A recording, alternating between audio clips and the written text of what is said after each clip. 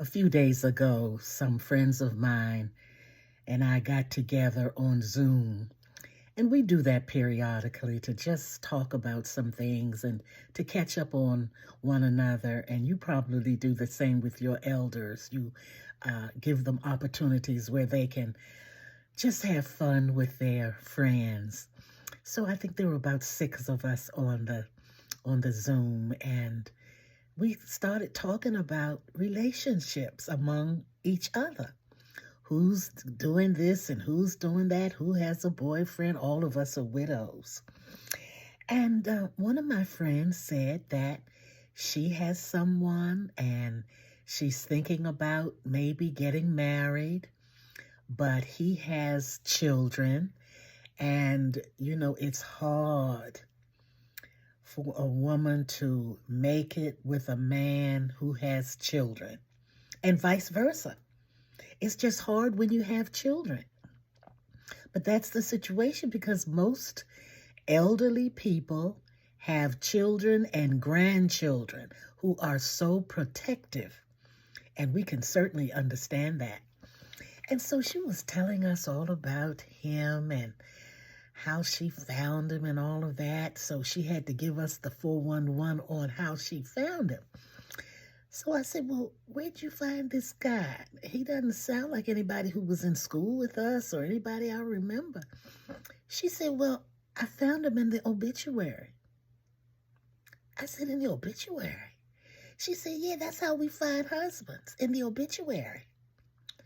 I said, what do you mean you find husbands in the obituary? She said, yes. She said, some of the girls I know, of course she called girls, which we're old girls. She said, some of the girls I know, we look at the obituary every day. I said, yeah, all of us look at the obituary every day or at least once a week to see what's going on there in the obituary. Because old people always looking at the obituary. So she said, yeah, that's how we find boyfriends and husbands. She said, and a lot of my friends have found husbands in the obituary. I said, what? What do you mean? So we look through the obituary, and if it's somebody around our age, because if the wife passes, they usually say how old she is. So you kind of figure out that he has to be around that same age or even older than she. And so we give it time. She says some of them don't even give them time. And they always let you know where they live, and in some cases, telephone numbers, depending on where you are in the country. And she said, well, even if you have the address, you can find a telephone number. And what we do is call them. I said, what? She said, yes, we call them and say things like, we went to school together. You don't know me, but I remember you from school. Because, see, sometimes in these obituaries, they give a lot of information.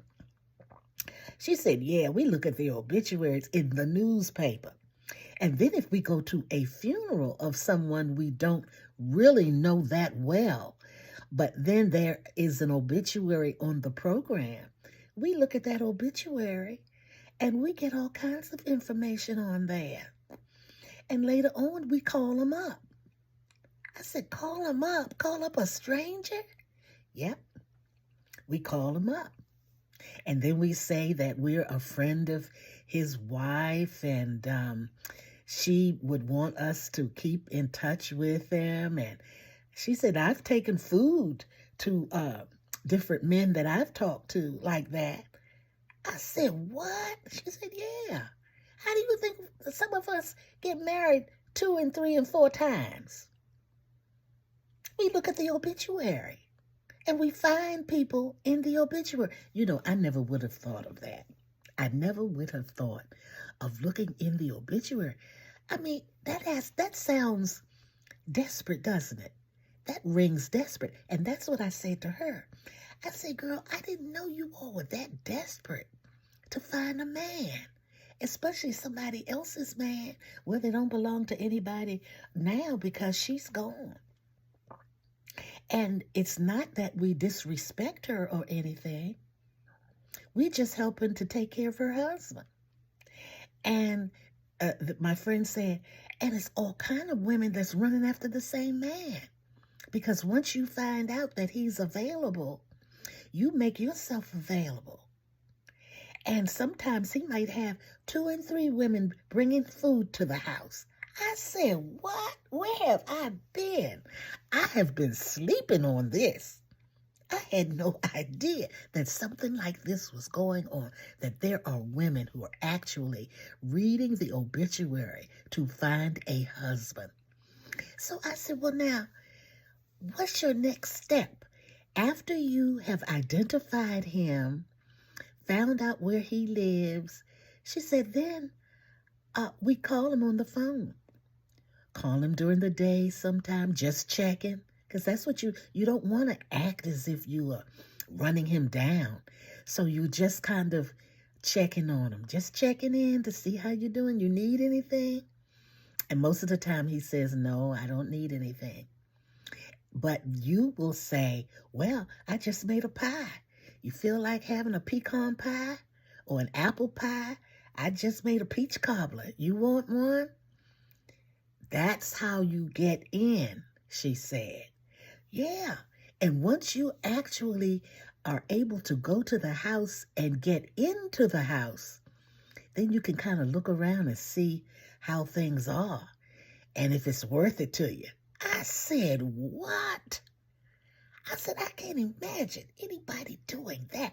Anybody being that desperate. Honey, that's not desperate.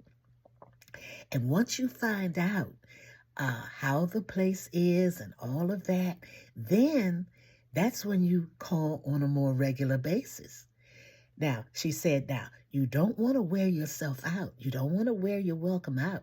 So it's not like you're going over to his house all the time, but you are calling him on the phone. And she said, everybody is doing that. And he has his choice of women who call him on the phone. Because I've called my friend and he says, wait a minute. And he has to change over so you know he's talking to somebody. And then he comes back. I said, at our age, he's acting like he's all that. She said, yeah, these single widows, they've got it made because the women are running after them and they don't know what to do.